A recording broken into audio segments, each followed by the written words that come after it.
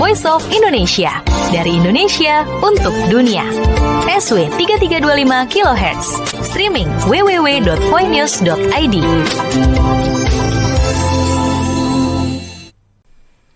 Voice of Indonesia dari Indonesia untuk dunia. Apa kabar pendengar? Jumpa lagi bersama saya Wahyu Setiobudi, host Anda di acara VO Abistalk, inspirasi bisnis, manajemen, dan kewirausahaan, khusus bagi Anda UMKM Indonesia. Apa kabar pendengar? Mudah-mudahan siaran ini menjumpai Anda dalam keadaan sehat, bersemangat, dan optimis selalu.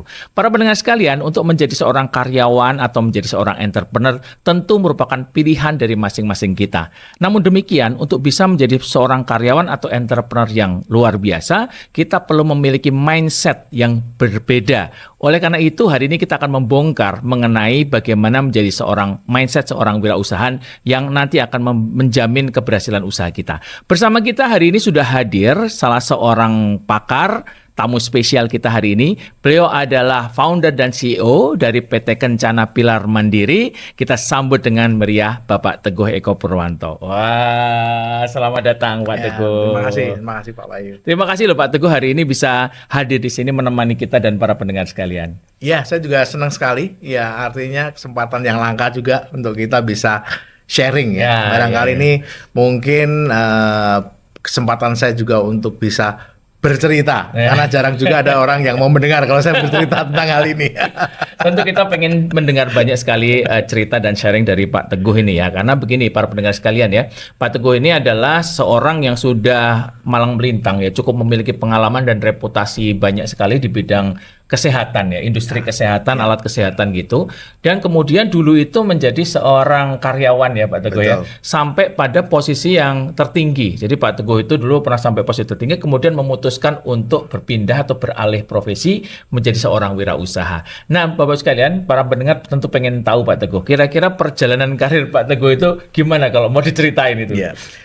Tapi sebenarnya mungkin kalau kita bicara secara singkat ya, saya merasa mendapatkan privilege. Ya. Jadi selama karir saya mulai dari tahun 95 mungkin sampai sekarang mungkin hampir 30 tahun. Ya. Tetapi yang saya alami adalah saya dalam setiap fase itu mengalami suatu kejadian di mana saya mulai dari awal. Ya.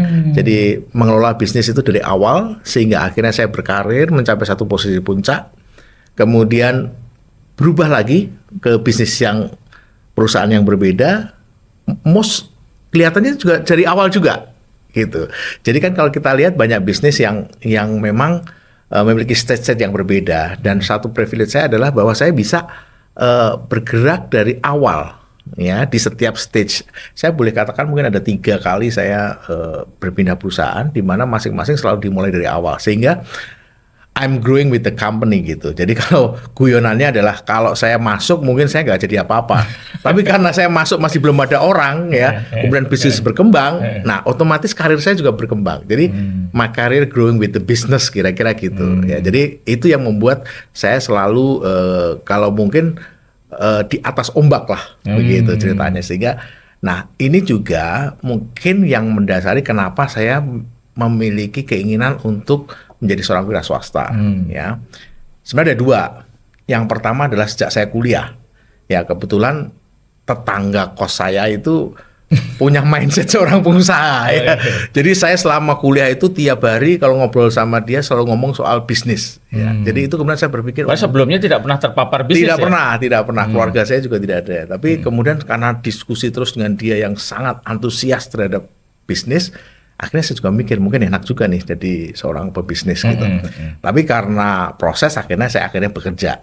Dan kebetulan pada saat saya bekerja, saya menjadi karyawan pertama dari suatu perusahaan gitu di sini alat kesehatan. Jadi boleh dibilang mungkin startup ya atau nah itu di situ saya belajar dari A sampai Z, kemudian mengembangkan perusahaan bersama-sama sampai menjadi besar.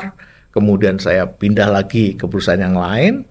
Tentu dengan size yang lebih besar, tapi kembali lagi di bidang saya adalah yang pertama mengembangkan bisnis tersebut, ya sehingga akhirnya menjadi besar lagi, sehingga saya memiliki privilege untuk melihat satu bisnis itu dari awal sampai akhir, dari A sampai Z, sehingga saya merasa bahwa kelihatannya saya bisa, gitu. Jadi disitulah kemudian saya berpikir bahwa saya mungkin bisa. gitu. Tapi masih belum pengen terjun menjadi seorang pengusaha karena jadi karyawan tuh jauh lebih enak begitu. Tapi setelah dengan berkembangnya waktu, saya belum berpikir bahwa saya perlu sustainability, ya kan. Kalau jadi karyawan mungkin nanti kita akan pensiun dan segala macam, sehingga saya pikir mungkin kalau saya punya usaha saya akan lebih sustain, ya. Jadi dasarnya itu. Jadi pertama adalah dari bahwa saya merasa bahwa saya bisa, kemudian saya ada ketertarikan, dan terakhir adalah bahwa saya harus memiliki sustainability. Ya, bagaimana kalau nanti saya sudah pensiun, setelah pensiun, nah itu apa yang saya lakukan. Gitu.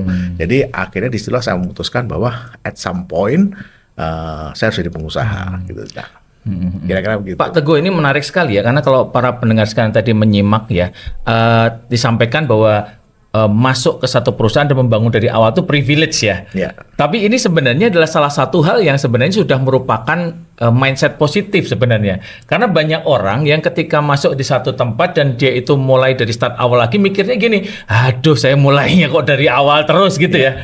Nah, jadi ini salah satu hal yang menarik juga. Jadi artinya melihat sesuatu keadaan kita sebagai suatu privilege.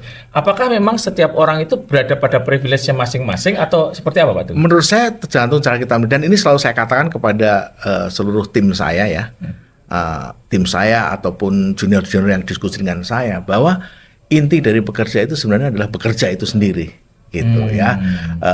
Jangan melihat kepada kadang-kadang begini, oh kok saya sekarang misalkan mengelola perusahaan dengan size sebesar misalkan 100 juta, ya, terus tiba-tiba saya pindah ke perusahaan lain dengan size yang lebih kecil gitu. Nah, terus merasa bahwa itu adalah karir yang menurun. Jangan melihatnya itu, tapi bagaimana bahwa kita ini bekerja, ya, kemudian menjadi lebih baik dari sebelumnya. Nah, jadi itu menurut saya kuncinya. Jadi dan saya rasa juga salah satu, mungkin saya juga bersyukur bahwa saya melihat dari pengalaman hidup saya, yang penting kita itu bekerja dulu. Nanti kita akan kemudian bisa menemukan jalannya. Ya, jadi kemudian kita menemukan jalannya, kita menemukan solusi-solusi persoalan. Jadi yang penting kita harus bekerja dengan baik dimanapun itu. Ya, jadi jangan, waduh, saya harus bekerja di perusahaan yang established, tapi pertama adalah bekerja dulu. Karena setelah kita bekerja dengan baik, percayalah bahwa kalau menurut saya bisa dikatakan alam akan membantu, ya, tapi bisa dikatakan bahwa itu Allah akan memberikan bimbingan kepada kita. Kalau percayaan saya kan begitu. Jadi Allah akan memberikan jalan, tapi kita harus bekerja, gitu. Nah, jadi dengan itu ada pembelajaran, dan jangan sungkan untuk selalu kembali mengerjakan hal yang basic. Dan menurut saya ini adalah sesuatu yang perlu diingat bagi seluruh karyawan yang mungkin mempunyai mindset untuk menjadi seorang pengusaha. Seorang pengusaha itu adalah pekerjaan yang harus end to end. Ya, jadi dia harus memahami end to end. Makanya apabila kita menjadi seorang spesialis, menurut saya yang paling penting adalah bagaimana kita membuka mindset kita agar kita bisa menjadi generalis. Ya. Dan itu nanti mungkin kalau kita diskusi adalah bagaimana kita memilih bidang usaha yang mau kita tekunin. Ya, karena kalau Anda seorang salesman akan gampang untuk membuka usaha, karena at least Anda selalu terpapar dengan opportunity. Ya. Minimal tapi kliennya udah ada. Nah, tapi bagaimana kalau Anda itu supply chain? Bagaimana kalau Anda itu hanya sifatnya di belakang layar atau di kursi, di meja, belakang meja. Nah, itu tentu kita perlu mindset yang berbeda gitu. Oke, menarik. Nah, Pak Teguh tadi nih masuk lebih dalam pada cerita Pak Teguh tadi ya. Ada satu titik di dalam hidup kita ini yang tiba-tiba, saya harus berusaha. Tadi ada pemicu-pemicunya karena pengennya kita bisa sustainability. Melihat apa, Pak? Kok bisa kemudian terpikir seperti itu? Kan banyak yang nggak mikirnya gitu ya, melihatnya lurus aja gitu ya. Betul. Jadi pertama, kesadaran akan sustainability itu kan membangun kesadaran kita, ya. Tetapi moment of truth-nya, betul. Memang kalau moment of truth yang saya lihat adalah ada beberapa titik di dalam karir saya yang, saya sudah nggak bisa lagi nih. Sudah mentok maksudnya? Sudah. Kita sudah merasa mencapai karir yang sudah cukup tinggi, sehingga untuk lebih tinggi lagi mungkin akan sulit. Ya. Kemudian juga timing. Menurut saya timing yang tepat itu adalah begini. kadang-kadang opportunity yang datang itu saya katakan tidak akan pernah datang 2 kali. Ya, if we miss one opportunity, either is not gonna be another opportunity ya, atau mungkin akan datang opportunity baru yang berbeda gitu. Nah, jadi pada saat itu kenapa saya melakukan? Karena saya merasa bahwa inilah ada opportunity ini ada gitu. Jadi ada perubahan dalam industri ya, bahasanya begitu ya, mungkin ya, perubahan dalam industri yang kiranya berpihak dengan kita. Nah, itu di saat itulah kita harus memutuskan gitu. Dan kebetulan dua-duanya adalah pada saat sebenarnya kalau kita lihat secara karir dan secara mungkin itu ada comfort zone-nya kita. Ya, itu sebenarnya challenge-nya di situ. Bagaimana kita memutuskan untuk kita mesti berubah pada saat itu comfort zone-nya kita gitu. Nah, memang harus ada trigger-trigger yang memang dari diri kita sendiri gitu, bahwa this is the right time, dan siapa yang bisa mengetahui itu ya tentu kita sendiri ya. Jadi kita harus memutuskan bahwa this is the right time gitu. Ya, sering banyak di antara para pendengar ini tentu pada waktu paling sulit adalah ketika sudah mulai mengatakan ya sekarang gitu. Ya. Kalau mimpi saya rasa banyak yang punya ya, Pak Teguh ya. Jadi misalkan teman-teman yang masih jadi karyawan ini pengennya masa sih selamanya saya mau jadi karyawan, tapi kemudian besoknya hilang lagi gitu kan mimpinya gitu ya. Nah, itu seberapa jauh dorongan atau push-nya itu, terus kemudian gimana kita mendapatkan momen urgensinya itu, Pak? Yang pertama adalah kita harus realistis. Ya, realistis dalam arti begini. Kita menjadi pengusaha itu jangan berharap day one langsung untung. Ya kan, kalau kita lihat laporan keuangan itu selalu ada neraca, ada rugi laba, ada cash flow. Ya, pada saat kita bekerja, ya kita itu hanya concern pada rugi laba. Ya kan, selalu ditanya nih akhir tahun, kamu untung berapa, rugi berapa. Tidak ada yang nanya cash flow. Ya, pada saat Anda menjadi pengusaha, rugi laba itu sudah nomor sekian. Nomor 1 itu cash flow. Tidak hanya di situ ya. Iya, sudah rugi, untung, yang penting uangnya ada. Gitu. Karena Anda untung besar nggak ada uangnya, sama aja tidak. Lebih baik tidak untung tapi uangnya ada gitu. Atau untung kecil tapi uang. Jadi cash flow menjadi penting. Nah, perubahan dari rugi laba menjadi cash flow ini adalah inti daripada perubahan Anda dari karyawan menjadi karena kalau karyawan Anda mau untung mau rugi akhir bulan tetap dapat gaji. Tapi kalau Anda pengusaha, cash flow pada saat akhir bulan ini ada nggak cash flow-nya ini? Nah, jadi karena kita bicara cash flow, bahwa tidak ada usaha yang hanya dalam 1 minggu, 2 minggu, selalu menghasilkan cash flow yang positif. Oleh karena itu Anda harus mempunyai reserve untuk minimum menunjang kehidupan Anda pribadi selama periode tertentu. Bisa 6 bulan, bisa 1 tahun, dan itu harus very clear gitu ya. Jadi harus kita pisahkan antara keuangan perusahaan, keuangan pribadi. Dan keuangan pribadi ini you have to make sure bahwa minimum kebutuhan Anda itu terpenuhi at least, pengalaman saya adalah 1 sampai 2 tahun. Gitu ya. Nah, jadi ini penting. Oleh karena itu saya selalu mengatakan sebenarnya kalau kita sudah senior menjadi pengusaha, itu bebannya lebih berat daripada pada saat kita masih muda. Gitu. Bedanya kalau masih muda itu mungkin bebannya tidak berat, tapi exposure-nya, experience-nya mungkin masih kurang. Nah, jadi menurut saya program-program seperti ini baik karena itu akan mempercepat kaum muda untuk memiliki exposure. Karena kalau buat mereka tanggungannya kan belum banyak, gitu. Jadi cash flow yang diperlukan untuk menunjang kehidupannya itu tidak seberat yang sudah senior, mungkin udah punya keluarga, mungkin punya segala macam gitu kan. Nah, jadi itu. Jadi ada 2 hal yang harus kita perhatikan. Pertama adalah kita harus make sure bahwa minimum kebutuhan kita tuh ada. Dan yang kedua adalah bagaimana kita memanage cash flow. Dan jangan pernah berharap bahwa day one itu sudah langsung. Pasti butuh proses. Dan itu saya rasa berlaku untuk semuanya. Ada satu lagi yang ketiga. Yang ketiga bahwa Anda harus hands on. Ya, you have to be hands on gitu. Artinya apa? Tidak bisa usaha itu hanya dikerjakan orang lain. Gitu. Kamu kerjakan begini, kamu itu menurut saya akan sulit untuk pertama. Jadi memang expertise kita, kerja keras kita itu yang akan menentukan bahwa usaha kita akan sukses. Gitu. Jadi kalau ada mitos-mitos yang mengatakan, wah sebaiknya modalnya modal orang lain, bisa diselenggarakan atau dijalankan orang lain gitu tuh, sebenarnya dalam perspektif Pak Teguh ya, pengalamannya selama ini nggak semudah itu ya? Mungkin itu bukan saya. Mungkin saya harus belajar lagi. Gitu ya? Iya. Ada yang mengatakan begitu, berarti ini enggak, kalau menurut Pak Teguh perspektifnya memang harus kita terjun gitu ya, involvement di dalam bisnis itu. Itu penting karena karena yang mempunyai visi dan misi usaha itu kan kita. Ya, bagaimana kita bisa mengetes bahwa visi dan misi kita itu betul dan baik kalau kita tidak mendapatkan feedback langsung. Ya, karena saya juga percaya begini. Sebelum kita mulai terjun, itu kita harus punya planning. Ya, yes, but it's not a perfect plan. Ya, sebenarnya apa sih planning yang harus kita susun? Planning itu bukan mengenai bagaimana kita melakukan usaha itu, tetapi planning itu lebih kepada bagaimana saya akan bereaksi terhadap obstacle. Ya, contoh, misalkan kita mau pergi.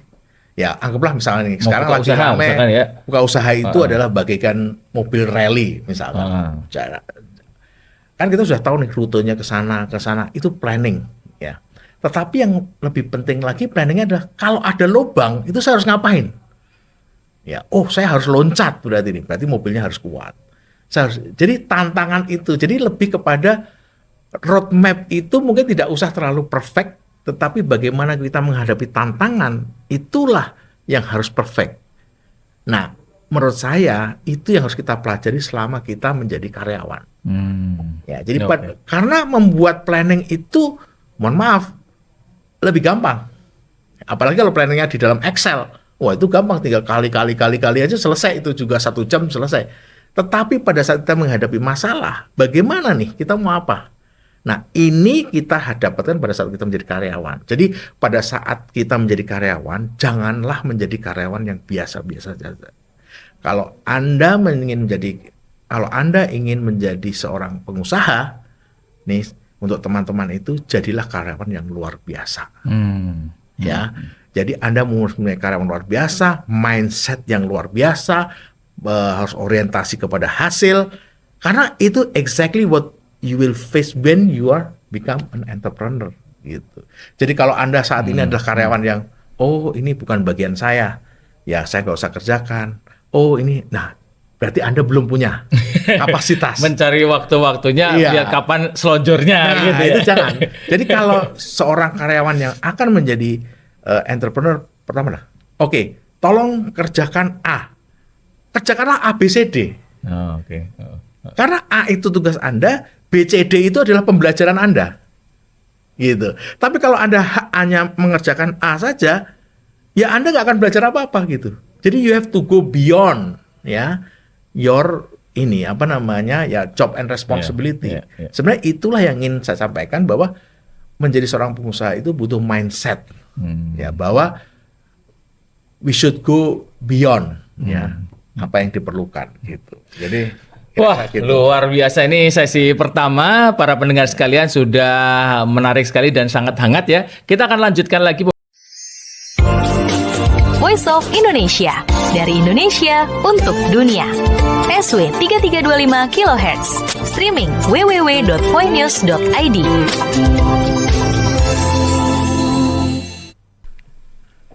Voice of Indonesia, dari Indonesia untuk dunia. Jumpa lagi masih di acara kita VOA Abistalk, inspirasi bisnis manajemen dan kewirausahaan khusus bagi Anda UMKM Indonesia. Bersama kita masih ada founder dan CEO dari PT Kencana Pilar Mandiri, Bapak Teguh Eko Purwanto. Wah, tadi sudah banyak ya Pak Teguh kita bahas tentang bagaimana transisi seorang karyawan menjadi seorang wirausaha. Nah, kita kan melihat bahwa di Indonesia ini rasio kewirausahaan kita tuh masih sangat rendah gitu, compare to negara-negara yang kesejahteraannya tinggi ya Pak Teguh. Nah, apakah memang karyawan-karyawan yang dalam tanda kutip baik ya atau perfect atau excellence itu memang seharusnya itu berpindah Pak menjadi wirausaha?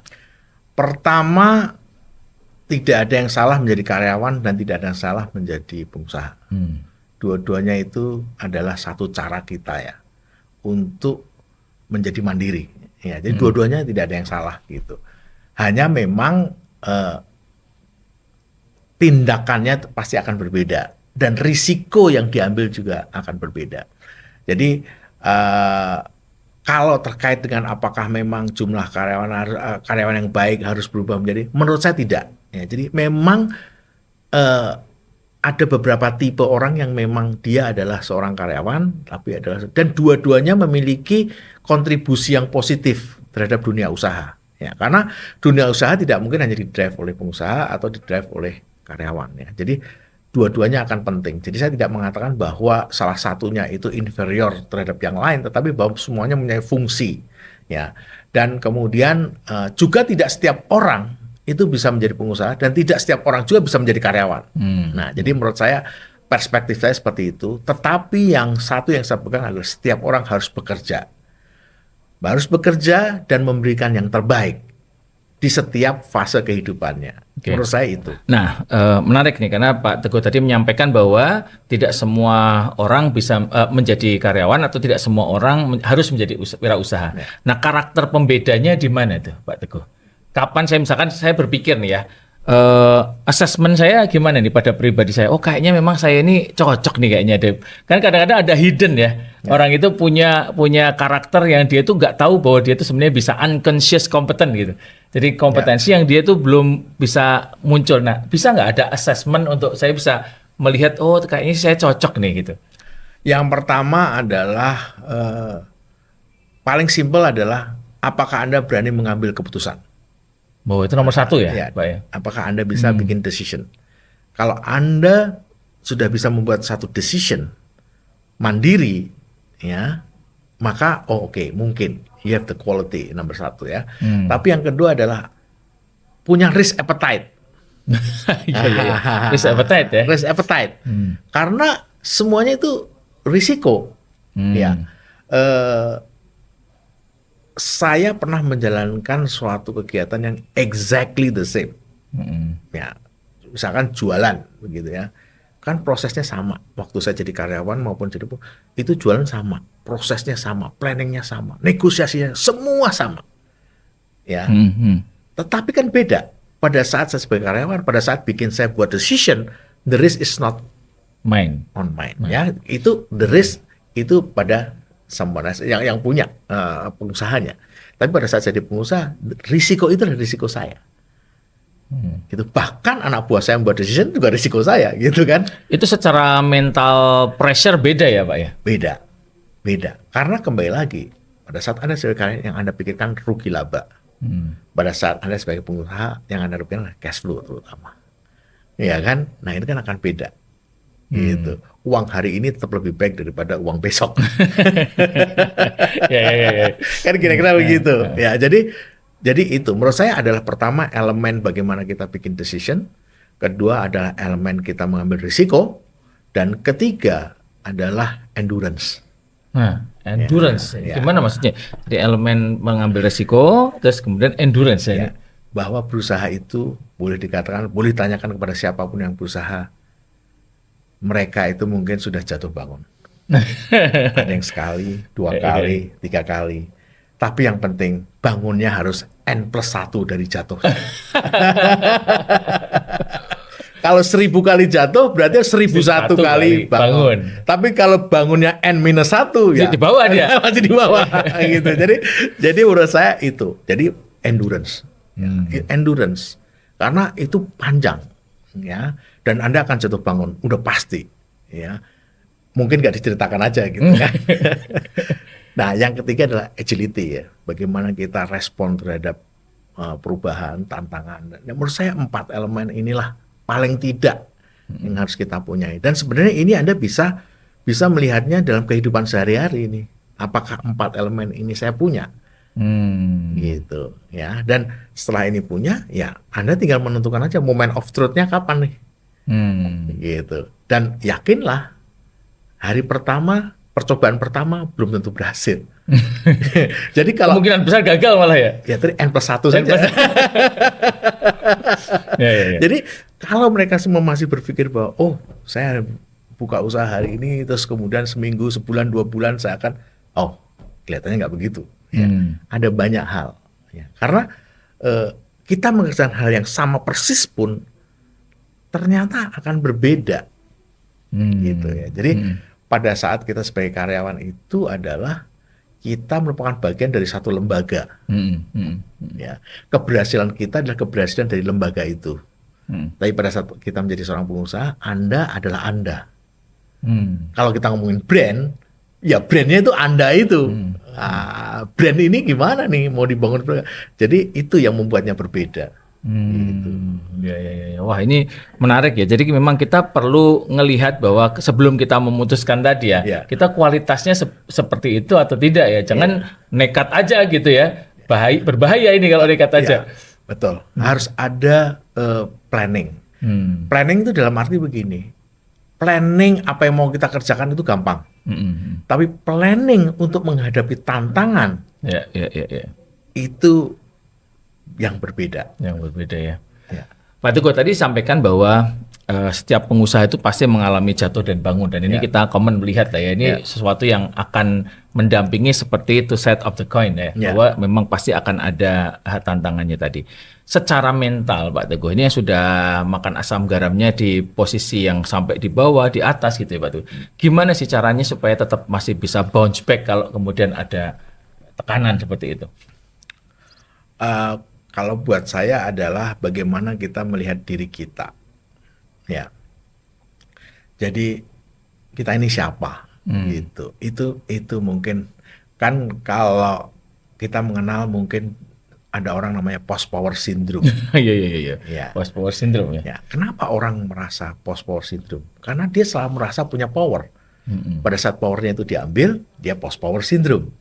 Tapi kalau dia ngerasa dari dulu nggak pernah punya power, berarti kapan dia mau punya post power syndrome?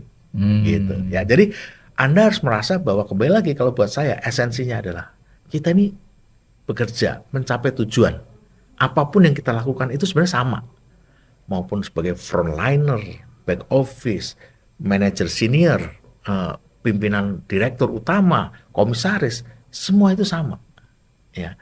Sehingga dengan demikian pada saat kita mengalami guncangan, up and down, secara psikologis kita itu sebenarnya tidak berubah. Yang berubah itu lingkungan kita, yang berubah itu tantangannya kita. Tapi saya secara pribadi sebenarnya tidak berubah.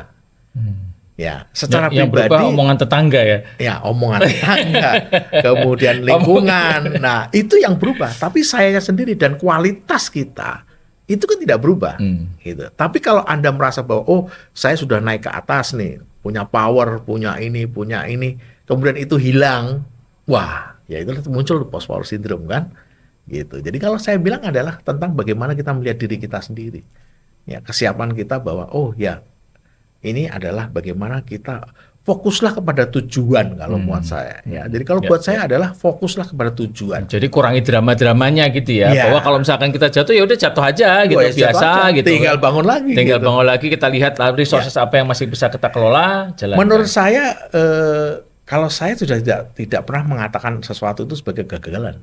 Kesalahan, kegagalan itu nggak ada. Yang ada adalah bagaimana kita melakukan rebound itu. Ya kan, kalau Anda main basket kan begitu ya.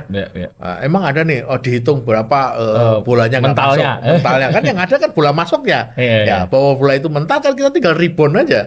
Ambil bolanya lagi, masukin lagi 1 kali, 2 kali, 3 kali sampai dia masuk jadi gol. Gitu. Kalau Anda fokus kepada apa yang tidak bisa Anda kerjakan, Anda fokus kepada kegagalan Anda, maka Anda melupakan tujuan. Gitu. Jadi lebih baik fokus kepada tujuan. Kurangi drama-drama tadi juga benar. Iya, luar biasa nih ya. Tipsnya Pak Teguh. Pak Teguh, satu lagi, kalau misalkan kita nih para pendengar sekalian kan ada beberapa yang sudah wah ini menarik sekali nih, kayaknya saya punya ini kualitas kayak gitu ya. Tadi kan assessment awal ya, di-assess dulu saya, kayaknya memang saya punya nih kualitas menjadi wirausahaan. Nah terus kemudian skema transisinya seperti apa Pak Teguh? Ada banyak teman-teman yang kemudian berpikir wah kayaknya saya mendingan punya side job dulu deh gitu kan. Nah kemudian nanti kalau ini sudah side job, ini sudah cukup mapan, sudah bisa ada penghasilannya, kemudian saya baru pindah gitu ya. Nah ini kira-kira gimana Pak skema transisi terbaik yang ada? Kalau saya melihatnya ada dua elemen. Yang pertama adalah pada diri kita sendiri nih. Bagaimana kita mempersiapkan diri kita. Ya. Nah, yang pertama tentu adalah mindset. Itu tadi yang kita bicarakan. Kedua adalah bagaimana kita melengkapi kualitas kita. Kualitas manajemen, skill, itu harus kita lengkapi dulu. Caranya gimana? Tadi saya bilang. Jadi pada saat kita bekerja, we have to go beyond. Extra miles. Ya, sehingga apa? Sehingga kita bisa belajar.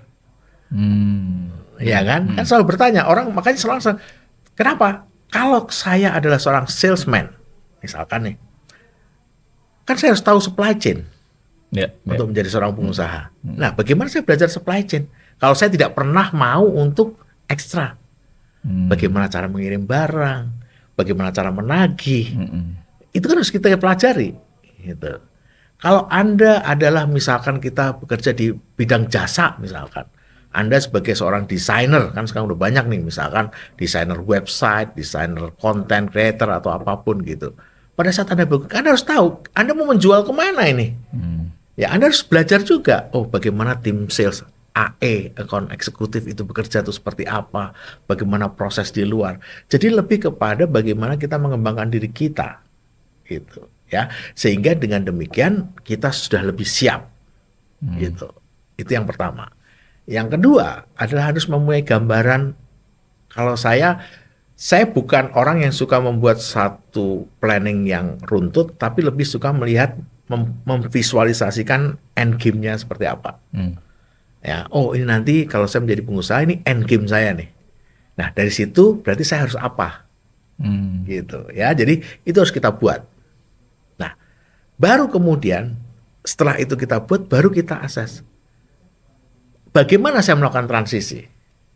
Ya, karena kalau kita oh ya saya harus punya side job, kemudian pertanyaan saya, visi Anda apa nih? Ya, kalau visi Anda adalah side job, ya side job lah yang akan Anda dapatkan. Kalau Anda akan membangun suatu imperium, ya jelek-jeleknya nanti ya imperium juga yang akan, kan gitu. Jadi itu kembali lagi kepada apa yang Anda bayangkan, visi yang Anda bayangkan itu apa, gitu ya. You have a, gini, kalau you dream big, ya paling tidak ya mendekati. Kalau you dream small gitu, ya jauhnya cuma segitu gitu. Jadi intinya adalah itu dulu. Jadi apa visi Anda?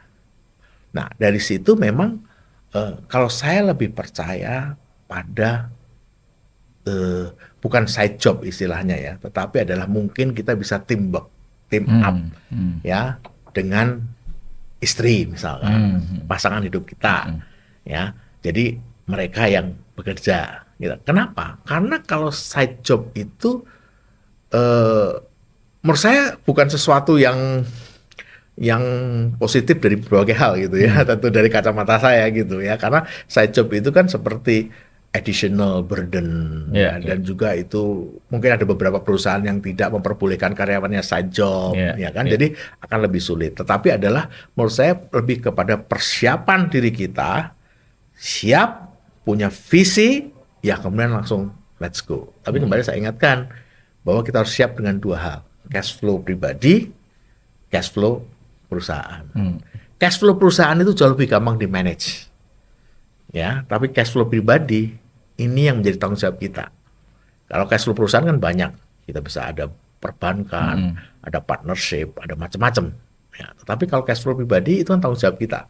Ya, jadi dan itu nggak bisa itu harus ada, ya. Jadi menurut saya itu yang harus kita siapkan.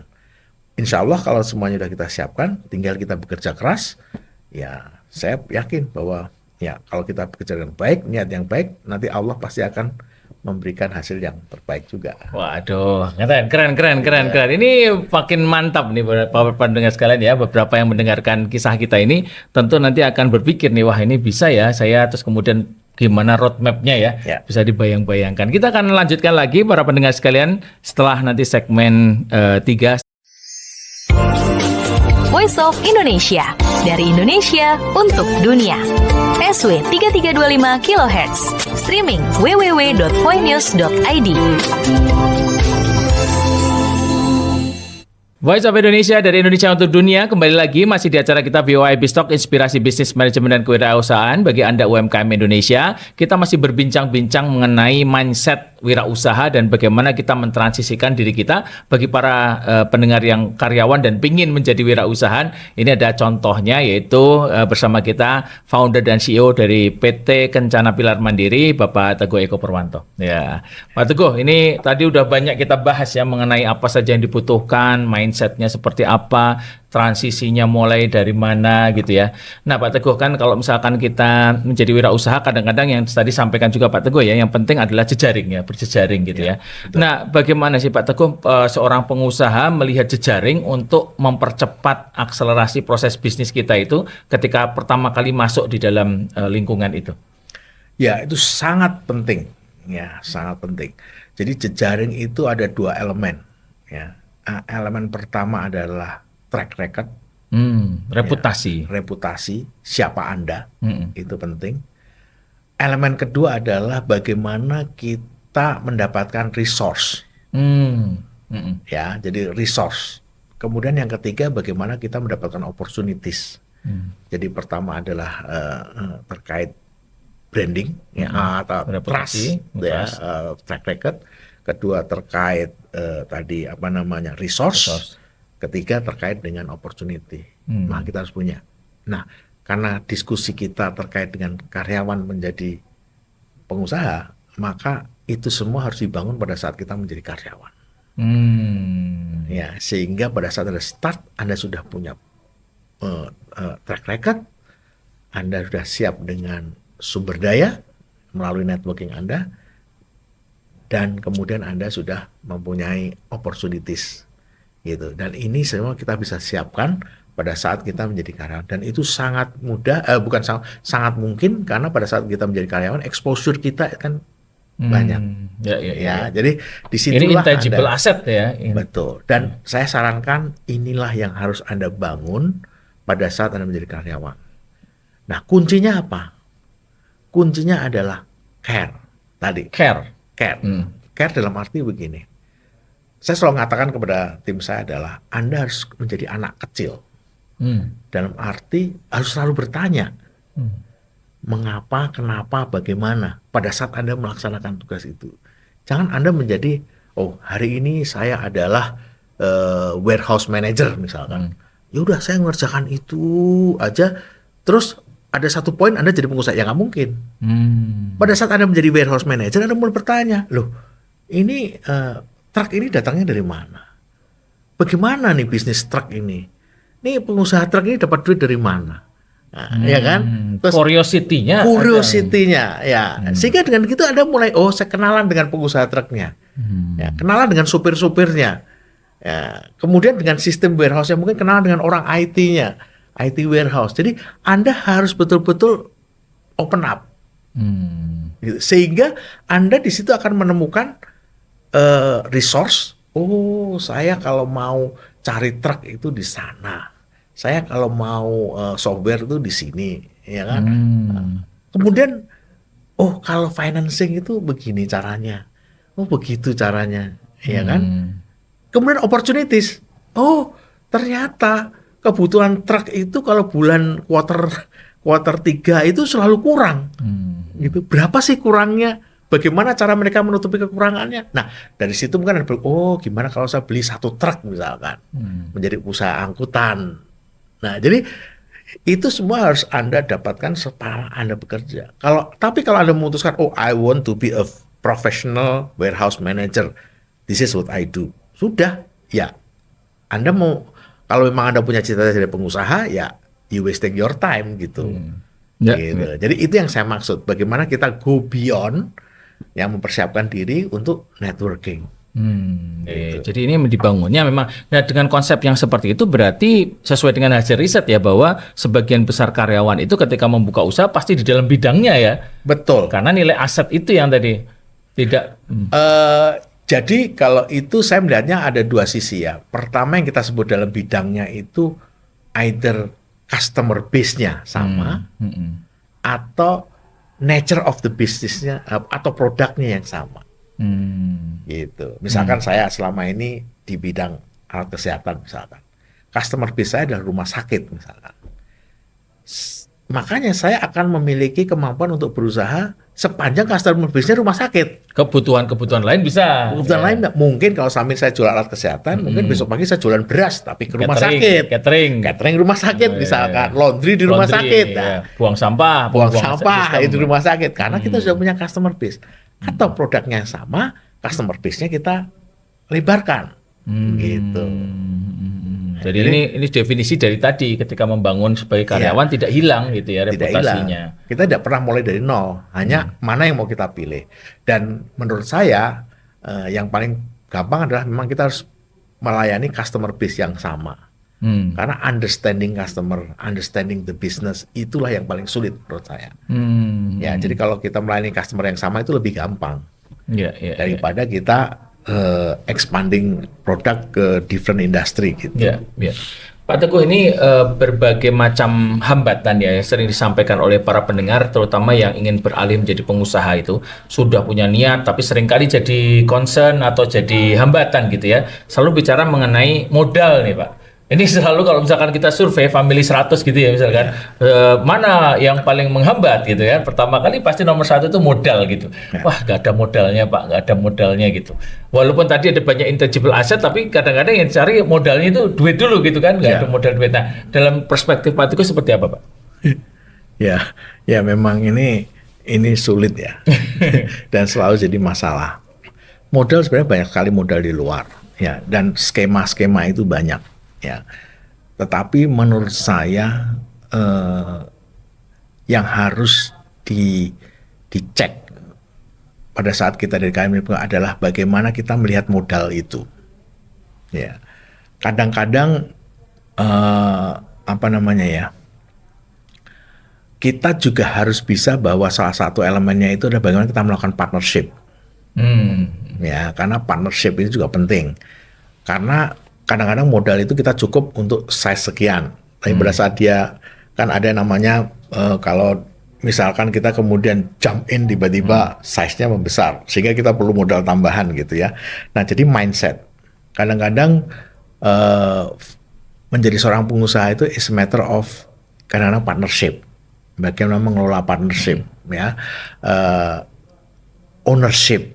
Ya, berbeda, jadi menjadi pengusaha tidak sama dengan kita membeli rumah atau membeli mobil, ya kan? Kalau membeli rumah sharing sama orang lain kan nggak enak nih. Nah, tapi bangun usaha kan, ya kalau kita sharing sama orang lain ya nggak apa-apa juga, sepanjang kita bisa memanage gitu. Nah, jadi menurut saya ya itu yang harus bisa kita kerjakan. Di samping kita explore perbankan, ya perbankan ini menurut saya adalah sumber yang paling kredibel. Tapi kembali lagi kan Anda harus punya kolateral dan segala macam ya. Nah kalau tidak bagaimana ya, kita melakukan partnership. Ya pada saat kita melakukan partnership berarti harus ada diskusi bagaimana nih gitu. Dan memang kalau partnership ini sangat penting karena itu akan menentukan bisa jalan atau tidak. Kalau tidak pas ya memilih partnernya ini yang suka ciong ini. Nah, karena kadang-kadang kita sudah milih terus baru sebentar clash gitu ya. Jadi itu memang. Nah, tapi itu bagian dari N+1 tadi. Oh iya. Jadi jangan mengatakan bahwa ya udah ya N+1 saja. Gitu ya. Jadi bahwa sebenarnya kalau saya prinsipnya adalah kita enjoy aja. Ya, saya juga belum mengatakan bahwa saya punya banyak pengalaman. Ya, jadi ini adalah journey kalau buat saya. Ini adalah journey yang sudah saya jalanin ya, dan saya ngerasa bahwa it is exciting journey. Ya, masih banyak hambatan, kendala yang harus kita solve. Tetapi kembali lagi, ya itu adalah bagian daripada bagaimana kita agile, endurance gitu. Ya, jadi sepanjang ini itu bisa kita jalanin, saya rasa kita akan baik-baik saja gitu ya. Gitu. Dan kembali lagi juga adalah kita target. Ya, menurut saya targetnya di mana? Di sini, atau di sini gitu ya. Jadi kalau kita target di sini dan kita selalu di sini kan enjoy, happy. Target di sini kita selalu di sini ya kita kan nggak happy ya kan. Jadi how to set the target. Tapi jangan lupa dream big. Jadi kuncinya adalah dream big but be realistic. Gitu. Menarik. Wah, luar biasa sekali nih, banyak sekali yang kita gali para pendengar sekalian dari diskusi hari ini, renyah dan bergizi karena tadi banyak sekali hal-hal penting yang sudah disampaikan oleh Pak Teguh. Pak Teguh ada closing remark. Monggo silakan. Ya, saya ingin menutup dengan tidak ada yang salah menjadi karyawan, tidak salah menjadi pengusaha. It's just a choice. Tapi be the best in whatever you yang dipilih. Ya, Anda bisa menjadi good employee. Pada saatnya nanti good employee akan bisa menjadi good entrepreneur. Gitu. Jadi dua-duanya baik, tapi kalau Anda ingin jadi entrepreneur, you have to be a good employee. Wah, luar biasa nih Pak Teguh. Terima kasih sekali nih ya kehadirannya hari ini, memberikan inspirasi para pendengar semua. Para pendengar sekalian, ini akhir dari perjumpaan kita. Tadi sudah banyak sekali yang disampaikan Pak Teguh, yang terutama yang paling penting adalah memang karakter hidup menjadi seorang entrepreneur itu berbeda sekali dengan kalau kita memilih tadi ya menjadi seorang wirausaha. Kita perlu menakar dulu diri kita itu apakah memang kita memiliki hal-hal yang penting tadi untuk menjadi seorang wirausahawan, kemudian kita merancang jalannya seperti apa, dan kemudian kita meniti jalan itu. Jangan juga lupakan bahwa ada konsep kolaborasi dan partnership setelah itu. Para pendengar sekalian, ini adalah akhir dari perjumpaan kita. Mudah-mudahan sukses selalu dan kita bertemu lagi pada acara VOA Biztalk minggu depan. Jangan kemana-mana, simak supaya kita menjadi wirausaha Indonesia yang sinergi bertumbuh dan berkembang. Salam jumpa. Voice of Indonesia, dari Indonesia untuk dunia. SW 3325 kHz, streaming www.voinews.id.